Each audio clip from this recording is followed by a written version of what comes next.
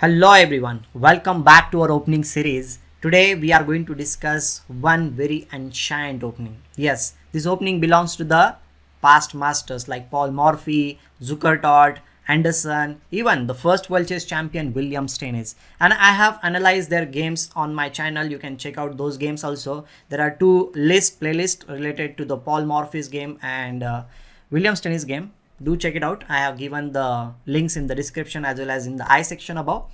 Well, what is this romantic era all about? Where it's all about the sacrifices, it's all about tactics happening on the board, and king is the most important factor here. Well, of course, in other openings also, king is the most important factor, but here they go for the throat directly. That's what I will say. So without further delay, we'll be getting straight to the opening phase. But before we go further, don't forget to like this video and subscribe to my channel if you are new here. So let's begin. White starts with e4, black plays e5, then f4. This is the starting position of king's gambit. Well, there are two options from black side. One is king's gambit accepted, by which you capture the pawn on f4, and another one is like declined. For declined, there are two main options, you can say. d5 is one of them, and bishop to c5. Well, we'll be dealing with this declined variation in the next video, but first today we will be looking at some interesting things related to king's gambit accepted. Well, why is white giving up the pawn? That is the first question which will come to everybody's mind. The thing is that by sacrificing a pawn on the f file, white will be getting the center control. How? Because d4 will be coming very soon. Well, players don't play d4 immediately. First they play knight to f3. This is the most standard way to play, or players even play bishop to c4. Okay, we'll see both the options here, and knight f3 is more principled, and after that black has 2-3 main options. g5 is like the classical era, I will say. Many modern games are also being played in this line, and after this white usually goes for h4, then g4, the knight goes to e5 square.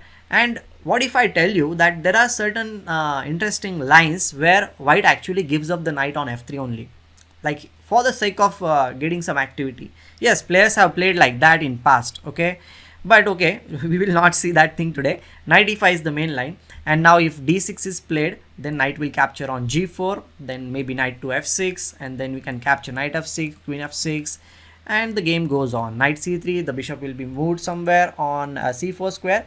Well, you can already see that the king side here, means this king side is kind of messed up by this opening variation, isn't it? That's why modern players feel that okay, this is a very risky opening, and they don't go for g5 that much. Well, another option which is a safer one is of course d6, by which you are just controlling the center over here and not allowing the e5 breakthrough. Of course, you can play d4. This is the best move in this position. And now players play g5. The point is, after g4, means h4, g4, knight e5 is not a possibility in the position. White needs to go back on g1 square, and this is the main difference. And now to protect the pawn on f4, you can play bishop h6 if somebody is greedy. Okay, that is one of the option, but that pawn is not going to last forever. Knight c3 will be played, and then knight is jumping on d5 square. Maybe black can play knight to c6, then we can play queen d3.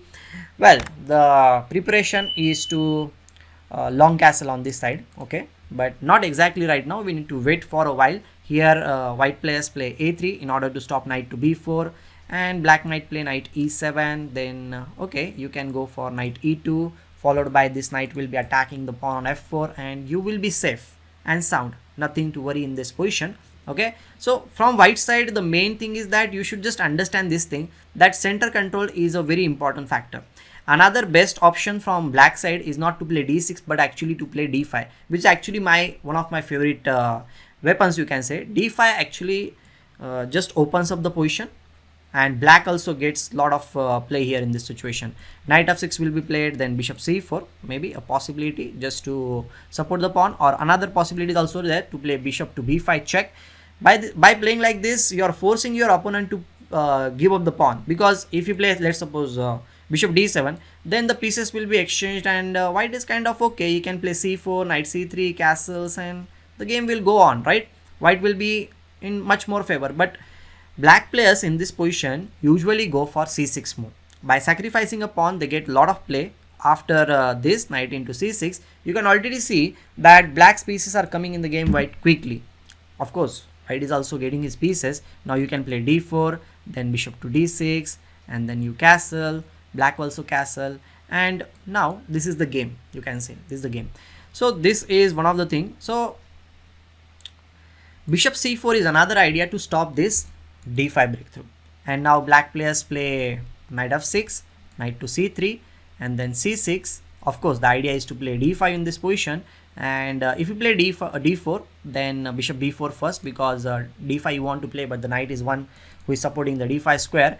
And now white can play e5, knight will come on e4 square, and well, the things are going in a very interesting manner. Now queen h4 is also one of the threats on the board, and white needs to defend against it. One interesting move is to play queen h5. The point is, like, if you capture everything here and even bishop into a1 goes, queen f7 is one of the threats on the board.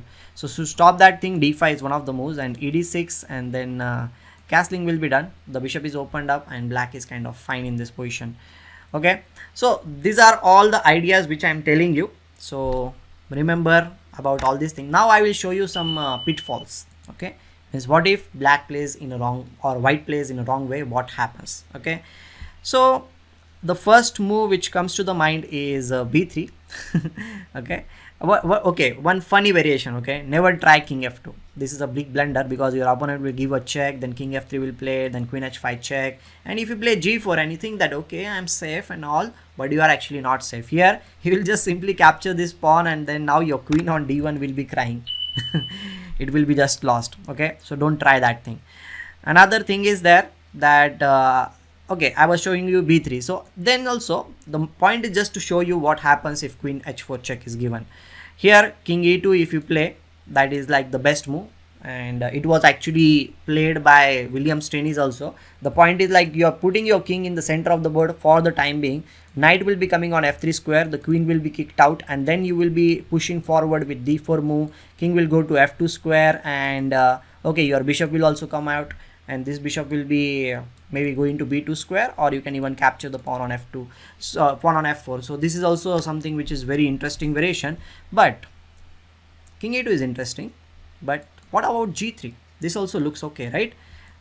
The point is, like, if you capture here and white thinks like, okay, I can play knight of 3, I'm attacking your queen, what are you going to do? If you move your queen, then I will capture the pawn. Let's suppose you move your queen somewhere, and then I will just capture the pawn over here. Is also a possibility. Or I can just play knight c3 in this position, supporting the pawn on e4. If you capture here, then white has plenty of piece play, I must say. But if black is clever, then he has one move, that is g2 move. Okay, the check is there. Of course, you can capture here, and then after this capture, black will be much more better, I must say, because if you calculate number of pieces, 1 2 3 4 5 6 pieces are there. Black is having 1 2 3 4 5 6 7 pieces are there, right? Means 8 pieces, sorry. So one piece of position, so that's a very great position. Another option is like playing h3, but in that case g2 will be played, and this check is there, queen's check, king e2, and now any greedy player will just capture here, but that is not actually the best move. The best move is to play queen e4 check, and after king f2 you can just capture on h1 with and promoting it to a knight, and it's a check and mate. So these are like the funny variations which I wanted to show you. Okay, and well, in the first video I don't want to go in too much of detail. Just avoid these things, playing from the white side. Just play the things which I talked about. Play in the center, develop the knight to f3 square, then bishop c4, then d4, play d4, and then you will be quite fine in the position. Of course, like, black will also be having some interesting options. That is about this King's Gambit first part. We'll be meeting subsequent parts of this opening. Till that moment, don't forget to like this video and subscribe to my channel if you are new here, and see you then. Goodbye, take care.